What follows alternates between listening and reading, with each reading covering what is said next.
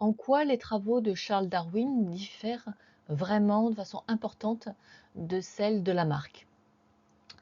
On sait aujourd'hui qu'il avait lu Lamarck. Il dit même dans ses correspondances qu'il l'a lu 2 fois, mais qu'il n'a pas été inspiré du tout par ce livre, parce qu'en fait, effectivement, la seule chose que Lamarck apporte, c'est l'idée de la transformation des espèces, mais Darwin avait déjà eu cette idée lors de son voyage à bord du Beagle. En voyant des coquillages à plus de 100 mètres sur les plages, il a eu l'idée qu'il y a une transformation dans le monde du vivant et il a formulé cette idée de la transformation. Donc c'est parce que c'était un géologue et qu'il était de formation naturaliste qu'il a pu penser cette transformation du vivant.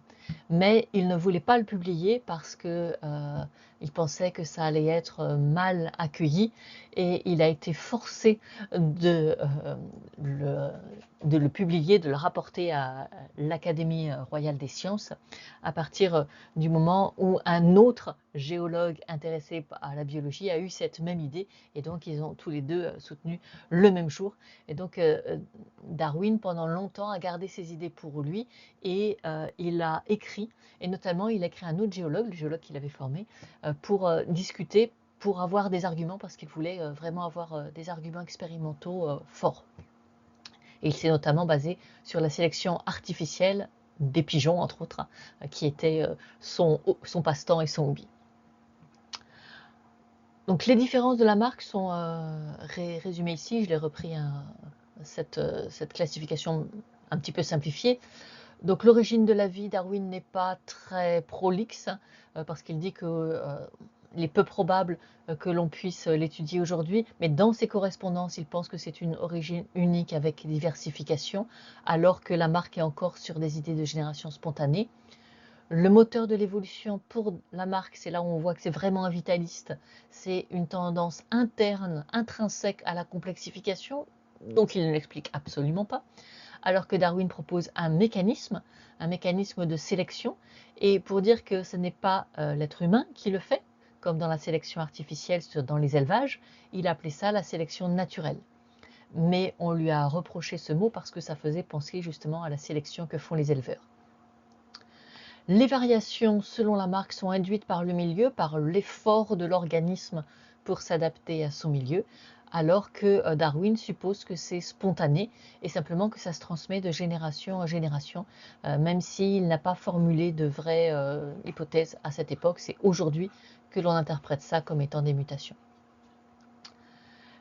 La disparition des espèces n'est pas vraiment envisagée par Lamarck, alors que Darwin, bien sûr, en bon géologue qui a vu des fossiles, l'envisage fortement. On le voit d'ailleurs sur ce schéma, il fait des branches du vivant qui s'arrêtent. Et on voit ici une ramification qui est vraiment caractéristiques et non des évolutions en parallèle. Donc là, on a une représentation tout à fait différente. Et aujourd'hui, les arbres du vivant qu'on dessine sont étonnamment similaires à ce petit schéma que Darwin avait fait lors de ses prises de notes.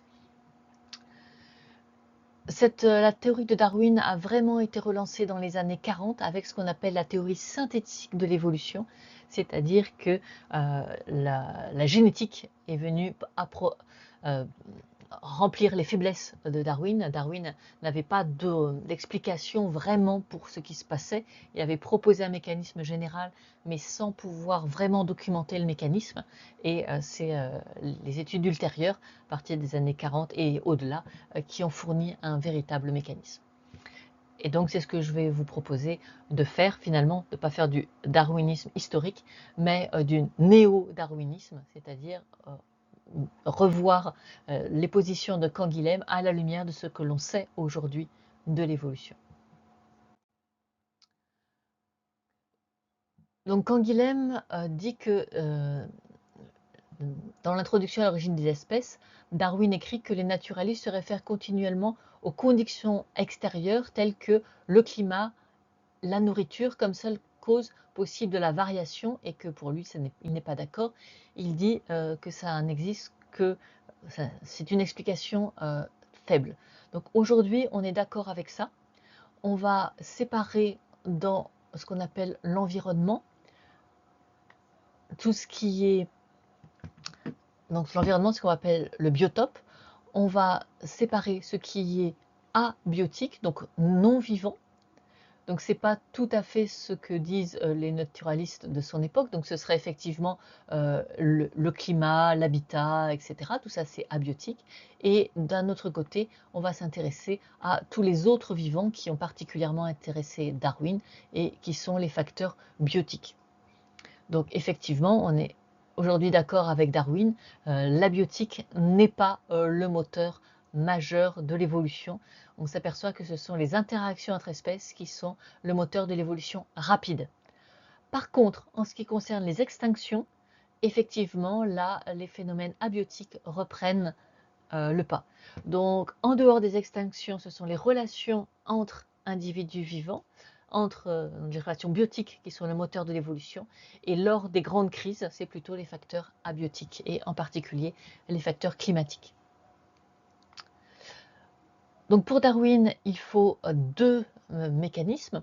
Donc il faut un mécanisme de production des différences, et alors c'est ça qu'il n'avait pas, ce qu'on va appeler aujourd'hui des mutations, et ça se fait de façon parfaitement aléatoire, déjà dans la présentation initiale de Darwin, c'est-à-dire ce n'est pas parce que l'organisme a besoin d'un long cou, par exemple si c'est une girafe, qu'il va apparaître la mutation qui fait agrandir les vertèbres. C'est qu'il y a une hétérogénéité parmi toutes les girafes. Il naît des girafes avec des vertèbres un peu plus longues, des girafes avec des vertèbres un peu plus courtes. Tout ça fait une moyenne. Et c'est simplement que si il y a des sécheresses, à ce moment-là, il y a moins de végétation, il y a une concurrence pour la végétation, et effectivement, les girafes qui arrivent à attraper la végétation en hauteur vont mieux se nourrir, et donc elles ont un avantage. Et donc ça, c'est ce qu'on appelle aujourd'hui la valeur sélective. Leur valeur sélective est plus élevée, c'est-à-dire que soit elles vont mieux survivre, soit elles vont mieux se reproduire. Mais dans les deux cas, si elles survivent mieux, donc ça veut dire qu'elles atteindront l'âge adulte, qu'elles pourront peut-être vivre plus longtemps à l'état adulte, et donc elles pourront plus se reproduire, et elles vont transmettre cet allèle qui donne des vertèbres un petit peu plus longues à leur descendance. Et si les sécheresses se reproduisent régulièrement, eh bien on s'attend à ce qu'à la longue, ces allèles donnant des vertèbres un peu plus longues se répandent dans la population et deviennent majoritaires, et à la fin peut-être soit peut-être même le seul allèle qui reste dans cette population. Mais donc ce n'est pas le besoin de brouter qui fait apparaître la mutation, les mutations sont parfaitement aléatoires. Ceci a été démontré expérimentalement. Ensuite, il lui faut un mécanisme de réduction des différences produites que Canguilhem formule un peu bizarrement. Il dit concurrence vitale et sélection. Darwin n'aurait pas été d'accord avec ça. Concurrence vitale, c'est inclus dans la sélection, donc il aurait dit sélection naturelle tout court. Et donc là, on va voir que en fait, Darwin était un petit peu court. Il lui manque des mécanismes. La sélection naturelle n'est qu'un des mécanismes de l'évolution. Donc la sélection naturelle, c'est le fait que pour un ensemble de gènes donnés, donc ce qu'on va appeler un génotype, tous les individus n'ont pas la même probabilité de transmettre leur génotype aux descendants. Ils n'auront pas le même nombre de descendants. Parce que donc les gènes peuvent exister sous différentes formes, différentes séquences, qu'on va appeler des allèles. Et il y a des allèles qui vont conférer une meilleure survie et une croissance qui permettra à ces individus d'atteindre l'âge reproducteur, de rester longtemps en bonne santé, d'avoir accès aux ressources et donc d'être en capacité de se reproduire. Mais ils n'ont peut-être pas les allèles qui vont leur donner la fertilité, c'est-à-dire vraiment la possibilité de se reproduire. En particulier, l'accès aux partenaires, parce que la rencontre des partenaires n'est quasiment jamais aléatoire. Il y a des combats à l'intérieur d'un même sexe pour l'accès, par exemple, aux femelles. C'est très visible chez les mammifères.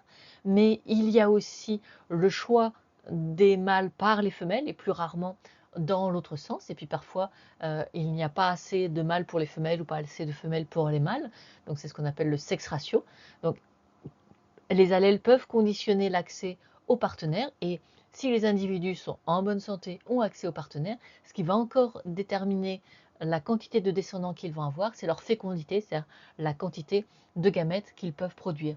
Et donc selon les génotypes, ils n'ont pas tous la même valeur sélective, donc ils n'auront pas le même nombre de descendants. Et la sélection naturelle, c'est tout bête. La sélection naturelle, c'est une reproduction différentielle selon le génotype. Tous les génotypes ne produisent pas le même nombre de descendants. C'est un mécanisme extrêmement simple et qui est, j'allais dire qui est facile à démontrer, mais pas à l'époque de Darwin, qui a été facile à démontrer plus tard dans des conditions artificielles et qu'on a remontré aussi, par exemple, sur des populations de poissons, de guppies, dans des conditions naturelles. Donc effectivement, on comprend que pour Darwin, les aspects touchant les relations entre espèces soient finalement plus importantes que le milieu. Si vous regardez bien sur ce schéma, où est-ce qu'on voit la relation avec d'autres vivants? Les pathogènes sont d'autres êtres vivants. Donc évidemment, la résistance aux pathogènes, c'est de la rencontre entre les autres vivants. La prédation, c'est de la rencontre avec les autres vivants. Dans l'accès aux ressources, il y a très souvent de la compétition avec les individus de même espèce et les individus d'une autre espèce. Dans la compétition intrasexuelle et intersexuelle, évidemment, ce sont des relations entre les individus de même espèce, mais de sexes différents. Et donc, on voit immédiatement, c'est très graphique, que la relation entre individus, la relation avec les autres êtres vivants est le moteur principal de l'évolution quand on n'est pas en période de crise climatique majeure. Donc c'est normal que Darwin ait été porté plus là-dessus et qu'il est reproché, paraît-il, il est regretté, paraît-il, à la fin de sa vie d'avoir un petit peu négligé tout ce qui est abiotique, mais c'était une bonne intuition. Canguilhem dit que Darwin n'est pas finaliste, même si on lui a reproché le finalisme du terme de sélection, parce que c'était trop proche de la sélection artificielle faite par les éleveurs. On a l'impression qu'il y a quelqu'un qui vient sélectionner. Mais si on lit vraiment Darwin, si on regarde ce qu'il propose seulement une reproduction différentielle. Tous les individus n'ont pas la même probabilité d'avoir un certain nombre de descendants. En fait, ils n'ont pas le même nombre de descendants. C'est tout ce qu'ils proposent comme mécanisme. Il n'y a pas le moindre finalisme là-dedans. Et en particulier, il n'y a pas la survie du plus apte, qu'on voit parfois dans des mauvaises vulgarisations. Ce n'est pas le plus adapté qui va transmettre forcément ses allèles. Si par adapté, vous pensez généralement à la survie et la croissance, vous voyez que ce n'est qu'un des aspects de l'évolution, que c'est un seul des aspects qui va faire le nombre de descendants. Prenez par exemple un pont, sa survie et sa croissance en milieu naturel sont une catastrophe, avec cette longue queue colorée repérable par les prédateurs. Donc si c'était la survie du plus apte, ça ferait longtemps que le pont aurait perdu sa queue colorée. Mais grâce à sa queue colorée, il a accès aux partenaires.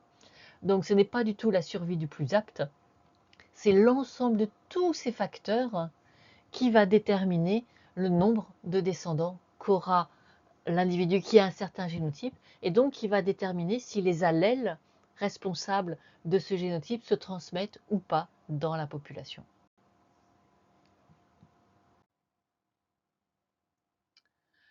Ensuite, Canguilhem a une expression très bizarre. Il dit, pour Darwin, vivre, c'est se soumettre au jugement de l'ensemble des vivants. Alors, jugement, je trouve ça extrêmement... alors là, pour le coup, totalement finaliste, c'est vraiment très très bizarre. Il n'y a pas de jugement, il y a des interactions. Donc, admettons, c'est se soumettre à l'ensemble des interactions avec les êtres vivants. Ça ne comporte que deux sanctions, mourir ou faire partie du jury. Donc, j'imagine que l'histoire de faire partie du jury, c'est la sélection sexuelle. Est-ce que cet individu est choisi par les individus de l'autre sexe et mourir? Alors pas du tout. Il peut y avoir des individus qui se reproduisent très bien, qui survivent. C'est juste que leurs allèles leur donnent moins de descendants que les allèles des autres, et donc leurs allèles à long terme ont toutes les chances de disparaître de ce milieu. C'est tout. Donc ce n'est pas du tout mourir. Et puis surtout, il n'y a pas de jugement. Ça, c'est extrêmement anthropomorphique. Je suis très étonnée que Canguilhem le formule de cette façon, alors qu'il a l'air justement de reprocher à tout un tas d'autres penseurs leur anthropomorphisme. Alors comment est-ce qu'on voit aujourd'hui l'évolution. Donc on reprend l'aspect purement darwinien. Donc c'est un aspect seulement de l'évolution, c'est seulement quand les populations contiennent de nombreux individus. Ici on a mis un chiffre à peu près à la louche, hein. Il faut qu'il y ait plus de 1000 individus reproducteurs. Donc à ce moment-là, il y a effectivement des allèles qui donnent un certain succès reproducteur, donc un nombre de descendants différents pour les différents allèles possibles. Là, il y a leur sélection naturelle, c'est-à-dire que tous les individus ne se reproduisent pas de la même manière et n'ont pas le même nombre de descendants. Et donc c'est ça qui automatiquement, mécaniquement, va faire le tri des allèles. Le tri, c'est pas, il n'y a pas une finalité, il n'y a pas un trigger, il n'y a pas quoi que ce soit. Le tri, c'est juste que de génération à génération, les allèles qui donnent le plus de descendance se répondent. Bah, c'est mécanique, hein. Il y a de plus en plus d'individus à se reproduire avec ces allèles-là, donc ça se répand dans ce milieu. Et puis les allèles qui donnent moins de descendants, donc qui ont une faible valeur sélective, eh bien, donnent de moins en moins de descendants et ont toutes les chances de disparaître. Et quand ils auront disparaître, on va avoir ce qu'on appelle une fixation, c'est-à-dire que l'allèle le plus avantageux dans ce milieu donné à ce moment-là vont être fixés, ce qui fait qu'effectivement, on aura des génotypes qui sont adaptés à ce milieu, à ce moment-là. Mais ne faites pas de l'adaptation un absolu, je ne sais quoi. Dès que le milieu change, bien sûr, ces individus ne sont plus adaptés au milieu. Or, en bon géologue, évidemment, Darwin savait que les milieux changeaient sans cesse. Et donc la sélection naturelle tend à aller vers l'adaptation vers un milieu, mais il est rare qu'elle aboutisse complètement, puisque le milieu a toutes les chances de changer entre-temps. Puisque en plus, dans ce milieu, vous n'avez pas que les conditions abiotiques, climatiques, etc. Vous avez aussi tous les autres êtres vivants qui eux-mêmes évoluent. Donc le milieu évolue sans cesse et c'est rare qu'on aille jusqu'à la fixation complète des allèles permettant l'adaptation à un milieu donné. Donc la sélection naturelle va dans un sens mais aboutit rarement. Ce à quoi on n'avait pas du tout pensé dans cette théorie synthétique de l'évolution et qui a été découvert beaucoup plus tard dans les années 70 a été la dérive génétique. Donc là, ça concerne les petites populations ou deux possibilités, hein, donc soit c'est une petite population, soit ça concerne aussi tous les caractères qui n'ont pas d'effet sur le nombre de descendants. Donc tous les caractères qui, dans ce milieu-là, à ce moment-là, n'ont pas d'effet ni sur la survie, ni sur le choix des partenaires, ni sur le nombre de gamètes. Mais elles pourront tout à fait avoir un effet sur le succès reproducteur dans un autre milieu. Mais dans celui-là, à ce moment-là, elles n'ont pas d'effet. Donc pour ces caractères, même si la population est grande, ces caractères vont évoluer au hasard. Et puis pour tous les caractères, quels qu'ils soient, même s'ils ont un effet sur la reproduction, sur le choix des partenaires, sur le nombre de gamètes, quand la population est réduite, à ce moment-là, il n'y a pas de possibilité qu'il y ait de sélection naturelle. Le seul mécanisme qui peut prédire comment les allèles vont se transmettre à la descendance, c'est le hasard. Parce qu'en fait, le hasard devient l'élément prépondérant qui fait que les individus se rencontrent. Si on veut une image, il y a tellement peu de choix que les premiers partenaires qui se rencontrent, eh bien, ils vont se reproduire, même si ils sont porteurs d'allèles qui feraient que dans une grande population, ils seraient moins choisis. Bah là, pour une fois qu'on rencontre un partenaire, on se reproduit avec. Donc c'est le hasard qui est le moteur de l'évolution. Donc là, on n'est pas du tout dans la sélection naturelle, hein, c'est quelque chose de complètement différent. Ce qui fait que les allèles qui se fixent dans ce milieu sont parfaitement aléatoires et ne donnent pas d'adaptation particulière à ce milieu-là. Et les deux mécanismes existent. En particulier, après les crises biologiques, eh bien, comme les populations sont réduites, les populations évoluent essentiellement au hasard et vont donner assez rapidement de nouvelles espèces. Et puis les effectifs se reconstituent et à ce moment-là, on repasse dans des mécanismes de sélection naturelle avec des évolutions beaucoup plus lentes. Donc les deux mécanismes existent en parallèle ou en successif. Et c'est ce que Darwin n'avait pas vu. Et évidemment, c'est ce que aussi Canguilhem ne pouvait pas mentionner, puisque ce sont des théories des années 80. Donc si j'essaye de résumer à grands traits l'évolution, pour les mécanismes actuels de l'évolution, pour les non-biologistes et ou pour les étudiants de BCPST mais qui n'ont pas encore fait le cours. Pour que quelque chose soit soumis à l'évolution, il faut qu'il puisse se transmettre. Donc il faut qu'il soit héritable. Première possibilité, c'est une séquence dans le gène. Deuxième possibilité, c'est un profil de méthylation. Les séquences dans les gènes peuvent varier, il y a des mutations. La localisation est parfaitement aléatoire. La fréquence peut augmenter un peu s'il y a des agents mutagènes, en particulier des ultraviolets. La fréquence va augmenter, mais pas le lieu. Donc ce n'est pas le besoin ni l'usage qui fait apparaître telle mutation dans tel gène. La plupart des mutations ne font strictement rien. C'est ce qu'on appelle des mutations silencieuses. Mais il y a quelques mutations qui vont donner des caractères un petit peu différents aux individus qui les portent, et c'est ce qu'on va appeler un variant. À partir de là, il y a deux possibilités. Soit c'est quelque chose qui est neutre, donc elle n'a aucun effet sur le succès reproducteur et qui va évoluer de façon parfaitement aléatoire. Soit au contraire, c'est quelque chose qui affecte le succès reproducteur. Et à ce moment-là, si la population est suffisamment grande, ce trait sera soumis à la sélection naturelle qui va réduire la diversité en permettant aux allèles les plus favorables, ce qui donne le plus de descendants, de se répandre. Donc c'est ce qu'on va appeler la sélection directionnelle. On va réduire le polymorphisme, donc ça c'est sous l'effet d'un milieu, et par milieu on entend aussi les interactions avec les autres êtres vivants. Et si ça peut aller jusqu'au bout, ce qui est vraiment rarement le cas, on a ce qu'on va appeler un écotype parfaitement adapté à son milieu. Il y a aussi quelque chose dont je ne vous ai pas parlé, la possibilité de sélection balancée. Il y a aussi certaines sélections qui ne vont pas dans une direction, ça fait toujours partie de la sélection naturelle, et qui vont conserver le polymorphisme. Par exemple, le sexe ratio, le fait qu'il y ait des mâles et des femelles, eh bien, quand le sexe ratio est déséquilibré, la sélection tend à faire réapparaître le sexe qui manquait le plus. Donc, il y a aussi des phénomènes de sélection balancée. Donc, on voit que aujourd'hui, on n'a pas du tout de finalisme dans la façon dont on présente l'évolution. C'est extrêmement mécanique, avec des mécanismes très simples. Une reproduction différentielle ou de l'aléa. C'est vraiment extrêmement simple comme mécanisme. Et donc, il n'y a pas non plus d'intention. On ne sait pas dans quel sens ça va, parce que vous voyez que c'est le milieu qui oriente cette sélection, et que le milieu change sans cesse avec les aléas climatiques, ou que c'est le hasard. Donc il n'y a pas d'orientation préalable qui amènerait forcément vers de la complexité. C'est l'hypothèse de Lamarck. Il n'y a pas de raison. Il n'y a pas de raison non plus que ça amène forcément à des êtres merveilleux, à savoir les humains. Non, nous sommes apparemment le résultat de sélection naturelle, de hasard, de climat, et ça aurait pu tout à fait donner autre chose. Et cette autre espèce aurait elle aussi raconté qu'elle était le sommet de l'évolution et que tout, dès le départ, avait été prévu pour qu'elle apparaisse. A priori, il n'y a pas de raison. Donc l'évolution ne va pas toujours vers plus de complexité, il n'y a pas de raison. Elle ne va pas non plus nécessairement vers plus d'optimisation, malgré ce qui est dessiné ici, parce que le milieu change, donc souvent ça fait des retours en arrière. Il n'y a pas de raison que le milieu soit parfaitement stable, parce qu'il y a tellement d'êtres vivants dedans que le milieu est par essence mouvant.